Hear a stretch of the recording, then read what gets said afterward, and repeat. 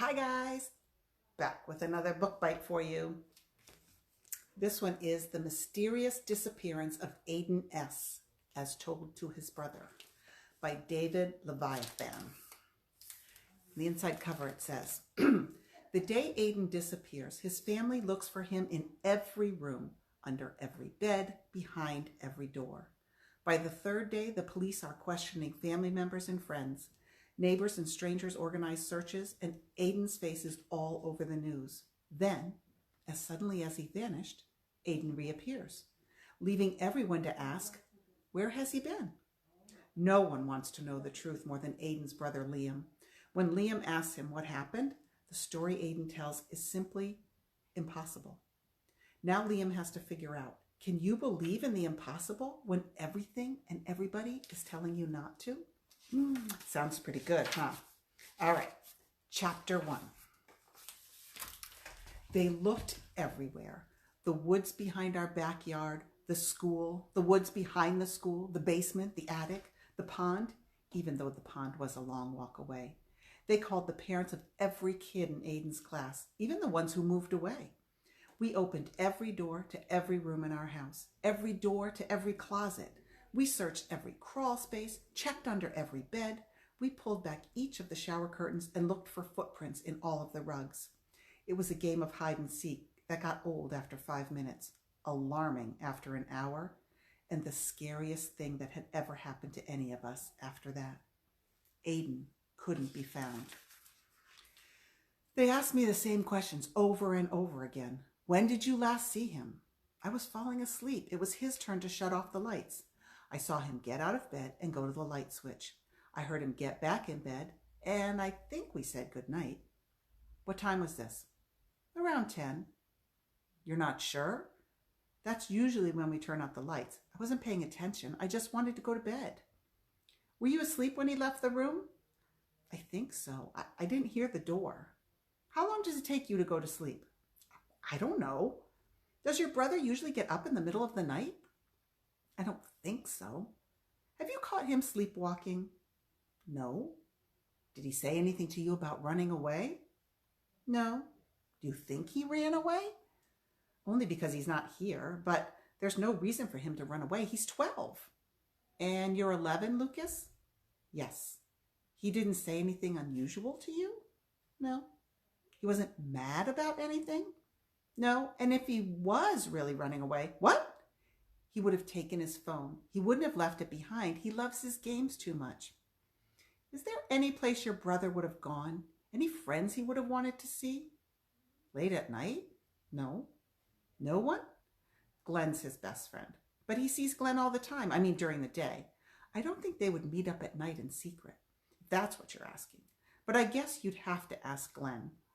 Is there any place your brother goes to hide? Like when you're playing? Where does he hide? The attic. Aidan always hides in the attic. They checked every inch of the attic. They moved every box, opened every old cupboard, chest, and dresser. There were traces of Aidan up there, footsteps and fingerprints. But there were traces of Aidan everywhere. This was our house. We all lived here. They looked for a note. They looked at the histories of every device Aidan used.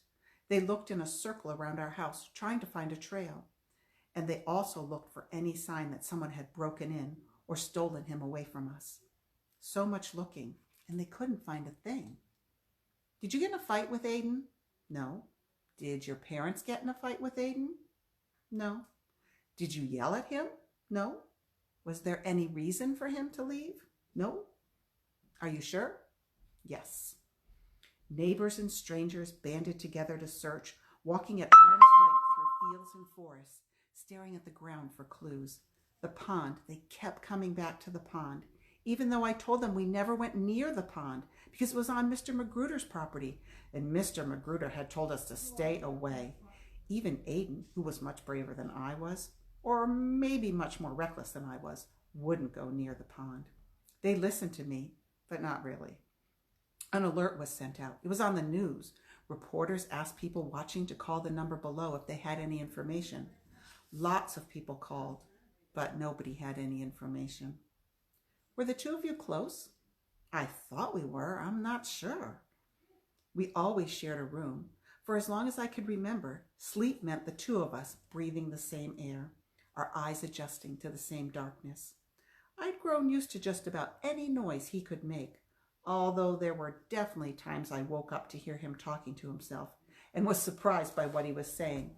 One time I heard him say, "Good job," and assumed he was complimenting me on my own sleeping. His snoring could be thunderous, but he said the same thing about my farting.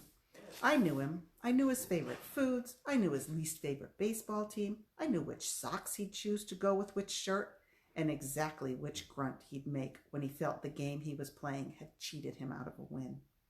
We were 1 year apart, and most of the time, people thought I was the older one, even though I wasn't. I paid attention to him, but I didn't pay enough attention to know for sure whether he was paying attention back. And of course, when my attention was needed the most, I failed. I was asleep. Good job. Our town wasn't very big, but it seemed much bigger when you considered all the places a 12-year-old could disappear into. Not just the pond, but the trees. Not just the trees, but the fields. Not just the fields, but the sewers. Not just the sewers, but the houses.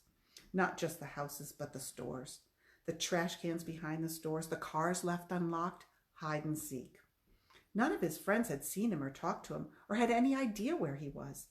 Glenn and his parents came over to our house, but all they could do was feel helpless alongside us. The police asked Glenn if they could talk to him the same way they'd asked me questions. As if we had a choice. Of course we talked to them. Of course we were willing to tell them everything we knew. I assume they asked Glenn the same questions they asked me, or mostly the same questions, but never at the same time. Whenever Glenn's phone lit up with a text, they asked if it was Aidan, but it was always another friend, wondering what was going on. I had a phone, but I was only supposed to use it for emergencies. This was an emergency, but the only person I wanted to call didn't have his phone with him. We kept watch. There was always someone awake, just in case there was a call, just in case there was a knock at the door. We made sure the doors were locked, fearing intruders. You had to ring or knock for someone to let you in. That ended up being important. Are you sure you can't think of anything else? 1 day turned into 2 days. 2 days turned into 3 days. I didn't go to school. Mom and Dad didn't go to work. Mom tore at napkins and paper cups. When she was through, she would look at her lap as if the pieces had fallen there from the sky. Dad kept searching, even if it was the same place he'd searched 100 times before or by 100 different people. We have to be missing something, he kept telling us. And finally, Mom shut him up by saying sharply, "It's Aidan, Jim. We're missing Aidan." People kept coming by. They put signs up everywhere. Missing, that word again. I didn't know whether it described what Aidan was or how we felt. He was missing, and it felt like every word we spoke, every move we made, every thought we had was an act of missing him. Think, Lucas. Think hard. Glenn asked me if I wanted to go over to his house to play some games. I didn't think it was his idea. I didn't want to leave. But the fact that I didn't want to leave made people think I should get out of the house. It'll take your mind off things, Dad said. What he meant was it would take their minds off me for a second. So I went. Glenn tried to get me to play all the games Aidan would play, the ones Aidan was good at. I sucked at them because he always beat me and I always gave up. Now I was playing Aidan's games with Aidan's best friend in Aidan's best friend's house, and that didn't take my mind off things at all. "You have no idea where he is?" Glenn asked as he doused Nazis with a flamethrower. "No," I said, not taking my eyes from the screen. "You?" Glenn just shook his head and killed more Nazis. When I told Glenn's mom I wanted to go back home, Glenn didn't look either disappointed or surprised. I'd never been as much fun as my brother. 3 days turned into 4 days. 4 days turned into 5. They wanted to dredge the pond. What if he'd fallen in? What if that was why they couldn't find him? I noticed the difference. They weren't talking about finding Aidan. They were talking about finding Aidan's body. My parents didn't want to hear this. When Aunt Brandy called from her vacation in Peru, she told my mother she was coming home because they had to start preparing for the worst. Mom told her not to say another word, that nobody was going to talk about Aidan if he was anything other than alive. He was missing. That's all. I didn't think he was dead. I felt that if he were dead, I would know. The same way I'd know if one of my arms was missing or if my house burned down. I said it to myself, he's not dead. I know he's not dead. I made sure no one else was around when I did this. Mom has family pictures in every room of our house. I kept looking at Aidan's face in those pictures, kept asking him where he was. I was scared that he'd be frozen in those photos forever, never getting older. I didn't sleep much. I listened for any sign, any signal. I felt guilty whenever I fell asleep. When I woke up, there were only about 5 seconds when I was okay, when it felt like morning on a school day. Then I'd remember what was happening, and all the fear would descend. You're not dead, I said to him in my mind. Then I waited for a reply. The 5th day turned into a 6th day. The 6th day turned into a 6th night. They expected me to go to sleep. Sleep! The scene of the crime. Our house is 2 stories and an attic. Mom and Dad and some other people were downstairs. When I went to bed, everyone was trying to convince Mom to go to bed too, but she wouldn't listen. She was still down there. I was upstairs, kept awake by every single time I'd wish to have my own room, so I wouldn't have to share one with Aidan. This is not how I want to get it, I told the universe. But the only response I got was from Bentley, Aidan's old teddy bear, whom Mom had taken off the shelf and put on his bed. Bentley stared at me as if telling me, this is all your fault. I heard something fall above me in the attic. I don't know why I didn't call for my parents. I don't know why I didn't run upstairs. I told myself it was the wind, a raccoon, a ghost. But I had to know for sure. So I walked to the end of the hall. I opened the door that's smaller than all the other doors, bent my head a little to squeeze through, and walked up the stairs. At the top of the stairs, I pulled the string that turns on the light, and the moment the bulb went on, I saw him, Aidan, on the floor, still in his pajamas, wincing at the light, face down, like someone had pushed him. I said his name. He looked at me as if appearance was the unexpected one. Lucas, he asked. He pulled himself up. Instead of turning to face me, he looked at the tall dresser that had been hovering over his prone body, its 2 wooden doors spread wide like outstretched arms. Where is it? He asked. Where did it go? I looked over his shoulder into the dresser. Normally it could fit dozens of hanging suits or dresses, but now it's empty, I told him. No, he said, it can't be. Aidan? I said it like I had to remind him what his name was. I said it like his name would finish the job of bringing him back. He looked the same, but also different. I saw a rip on his pajama top right elbow that I was sure hadn't been there before. The soles of his feet were dirty. There was a leaf in his hair, and his eyes still weren't focusing on me, even though I was talking to him. I tried again. I have to read chapter 2. This is the end of chapter 1. Chapter 2 is 1 paragraph. Where were you? I asked.